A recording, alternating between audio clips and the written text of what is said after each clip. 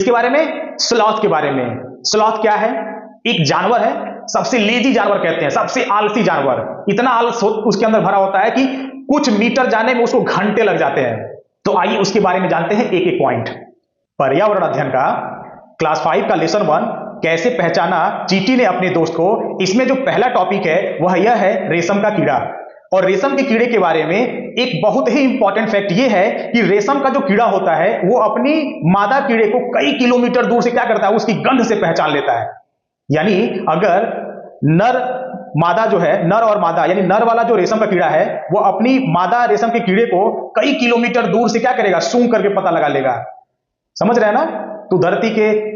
तू धरती पे चाहे जहां भी रहेगी, तुझे तेरी खुशबू से पहचान लूंगा। ये नर रेशम का कीड़ा बोलता है अपनी मादा रेशम के कीड़े से। ठीक है। दूसरी बात मैं आपको बता दूं कि जो रेशम का जो कीड़ा होता है ना, वो शहतूत के पेड़ पे रहता है। यानी शहतूत के पेड़ पे ही वह रह करके उसके पत्तों को खा करके क्या करता है, वो बड़ा होता है। और जब रेशम का कीड़ा जब कोकून बुन देता है तो कोकून बुनने के बाद उसको गर्म पानी में डाल करके उसमें से रेशम निकाला जाता है। और यह कला रेशम के कीड़ों से रेशम बनाने की जो कला थी वो सबसे पहले चीन के लोगों को पता थी। यानी सब पूरी दुनिया में सबसे पहले चीन के लोगों ने रेशम के कीड़े से रेशम बनाना सीखा था। तो इस चैप्टर में आपका जो चैप्टर है, जो चैप्टर 1 है, वह है कैसे पहचाना चींटी ने अपने दोस्त को। इसमें पहला टॉपिक यही है, रेशम का कीड़ा। अगला जो इसमें टॉपिक है वह है कुछ मुख्य बातें हैं। जैसे टॉपिक में हम आपको एक एक करके बताएंगे क्या क्या महत्वपूर्ण चीजें हैं जो आपके सीटेट एग्जाम में आ सकता है। और इसमें से तीसरा इसमें जो फैक्ट है वह यह है कि दिन में जागने वाले जो जानवर होते हैं वह कुछ रंग देख पाते हैं।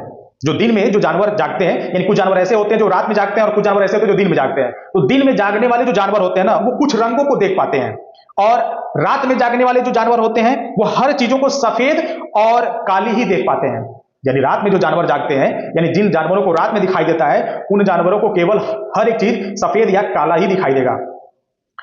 चील और बाज की बात करें तो चील और जो बाज होता है और जो गिद्ध होता है उसमें हमसे 4 गुना ज्यादा दूर देखने की क्षमता होती है। समझ रहे हैं आप इस चीज को कि जो चील होता है और जो बाज होता है और जो गिद्ध होता है वह हर चीज को, यानी एक इंसान के जितनी क्षमता होती है दूर तक देखने की, उससे कहीं 4 गुना दूर तक ये जानवर क्या कर सकते हैं, आसानी से देख सकते हैं। अगली जो टॉपिक है हम बात करेंगे यहां पर बहुत ही इंटरेस्टिंग एक जानवर के बारे में, जो कि हमको लगता है कि सीटेट में कई साल के पेपर में पूछा गया है। स्लॉथ के बारे में। किसके बारे में? स्लॉथ के बारे में। स्लॉथ क्या है? एक जानवर है, सबसे लेजी जानवर कहते हैं, सबसे आलसी जानवर। इतना आलस उसके अंदर भरा होता है कि कुछ मीटर जाने में उसको घंटे लग जाते हैं। तो आइए उसके बारे में जानते हैं एक एक पॉइंट। स्लॉथ जो है ना वो भालू जैसे दिखते हैं। स्लॉथ जो है वो भालू जैसे दिखते हैं पर भालू नहीं होते हैं। ठीक है, भालू के जैसे दिखते हैं लेकिन ये भालू नहीं होते हैं। स्लॉथ जो है वो दिन में करीब 17 घंटे पेड़ों पर उल्टा सोता है। ये काफी इंटरेस्टिंग है, इसको याद रखिएगा और नोट करिएगा कि जो स्लॉथ है वो जिस पेड़ पे रहता है ना, उस पेड़ पे वो 17 घंटे तक उल्टा लटक करके सोता है। स्लॉथ जो है जिस पेड़ पर रहते हैं उसी पेड़ के पत्तों को खाते हैं। स्लॉथ का पूरा जीवन 40 वर्ष का होता है। यानी एक स्लॉथ का पूरी जो लाइफ टाइम, मतलब उनका जो जीवन काल होता है वो 40 वर्ष का ही होता है। जबकि एक इंसान की जो उम्र है वो 60, 70, 80, 90, 100 तक भी होता है। बट जो स्लॉथ है उसका पूरा जीवन काल 40 वर्ष का ही है। यानी अपने पूरे जीवन काल में 40 वर्ष में वो ज्यादातर जीवन अपना पेड़ के ऊपर ही बिताता है और लटक करके सोता है पेड़ पे 17 घंटे।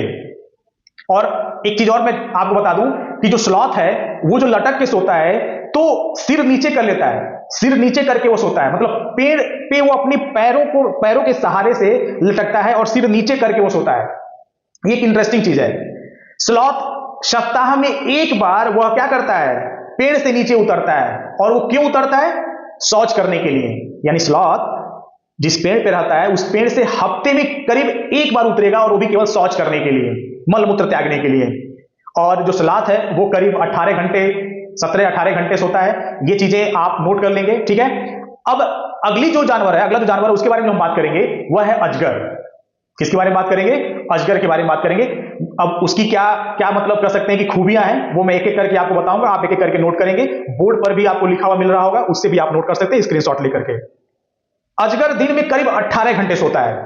अजगर के बारे में आप लोगों ने सुना भी होगा अजगर ज्यादातर वो सोता ही रहता है, तो अजगर एक दिन में जो 24 घंटे होते हैं, तो 24 घंटे में से करीब 18 घंटा वो सोने में बिता देता है अजगर। दूसरी पॉइंट यह है कि अजगर काफी विशाल दिखाई देता है, मतलब उसकी साइज बहुत बड़ी होती है और वो जानवरों को क्या करता है, निगल के खाता है। क्या करता है, निगल के खाता है। ठीक है, अगली जो जानवर है उसके बारे में अगर हम बात करें तो वो है जिराफ। जिराफ के बारे में आपको मैं बताऊं तो जिराफ एक दिन में करीब 2 घंटे ही सोता है। ये सोचने वाली बात है कि 24 घंटे में केवल 2 घंटे सोता है कौन, जिराफ। अब अगला जानवर कौन सा है, तो अगला जानवर आपका है बिल्ली। बिल्ली करीब दिन में 12 घंटे सोती है। एक दिन में बिल्ली करीब 12 घंटे क्या करती है, सोती है। तो यहां जानवरों के कौन सा जानवर कितने देर सोता है उसके बारे में यहां पे बताया जा रहा है। अब हम बात करेंगे यहां पे बाघ के बारे में। किसके बारे में बात करेंगे, बाघ यानी टाइगर, जो कि हमारा नेशनल एनिमल है। ठीक है, तो उसके बारे में हम बात कर लेते हैं, उसकी क्या क्या खूबियां हैं, तो एक एक करके मैं बता रहा हूं। पहली जो पॉइंट है इसकी, बाघ जो है ना वो अंधेरे में मनुष्य से 6 गुना बेहतर देख सकता है। 6 गुना बेहतर, यानी इंसान अंधेरे में जितना देख पाता है उससे 6 गुना कहीं ज्यादा बेहतर बाघ अंधेरे में क्या करता है, चीजों को देख पाता है। बाघ की जो मूछें होती हैं, बाघ के मूछ देखे होंगे आप लोग, तो बाघ की जो मूछ होती है ना वो हवा में हुए कंपन को भी भांप लेती है। अगर चारों तरफ हवा में अगर किसी प्रकार की कोई कंपन हुई है, कोई वाइब्रेशन अगर हुई है, तो उसको भी क्या करता है, वो भांप लेता है, जान जाता है और शिकार की बिल्कुल सही स्थिति का पता लगा लेता है वो। अगला पॉइंट क्या है इसका, कि बाघ मौके के अनुसार अपनी आवाज क्या करता है, बदलता रहता है। यानी बाघ अपना आवाज बदलता रहता है मौके के हिसाब से। बाघ की जो गर्जना होती है ना वो 3 किलोमीटर दूर तक सुनाई देती है। यानी 3 किलोमीटर दूर से ही किसी बाघ के गुर्राने की आवाज सुनाई दे सकती है। अगर किसी जंगल में अगर बाघ एक बार गुर्रार मार दे, अगर एक बार दहाड़ देना, तो पूरा का पूरा 3 किलोमीटर दूर का जो रेडियस वाला हिस्सा होगा वो पूरा का पूरा एकदम क्या हो जाएगा, गूंज जाएगा। इतनी तेज उसकी दहाड़ होती है। दूसरी बात, बाघ हवा से पत्तों के हिलने और शिकार से झाड़ियों में हिलने से हुई आवाज में अंतर को भांप लेता है। यानी बाघ इतना ज्यादा कह सकते हैं कि इंटेलिजेंट है कि वह यह भी जान जाता है कि जो पत्ता हिल रहा है वो हवा से हिल रहा है या फिर किसी जानवर के आने और जाने की वजह से हिल रहा है। यानी उसको इतना अंतर पता है कि पत्ते क्यों हिल रहे हैं, हवा से हिल रहा है या किसी जानवर के किसी हरकत की वजह से। ठीक है, तो ये बाघ के बारे में कुछ इंटरेस्टिंग फैक्ट थे। दूसरी चीज जो सीटेट में पूछा जाता है वह यह है कि बाघ संरक्षण के लिए कौन कौन से कार्यक्रम मतलब चलाए गए हैं। ठीक है ना, तो यहां पर सबसे पहले अगर बात करेंगे उत्तराखंड की, तो उत्तराखंड में जिम कॉर्बेट नेशनल पार्क बनाया गया बाघ के संरक्षण के लिए, ये आता रहता है एग्जाम में। और राजस्थान के भरतपुर धाना, भरतपुर और जो धाना है वहां पर धाना नेशनल पार्क बनाया गया, किसके संरक्षण के लिए, बाघों के संरक्षण के लिए। ठीक है, तो उम्मीद है कि आपको ये सारी चीजें समझ में आई होंगी। यह पर्यावरण अध्ययन का क्लास 5 का लेसन 1 था।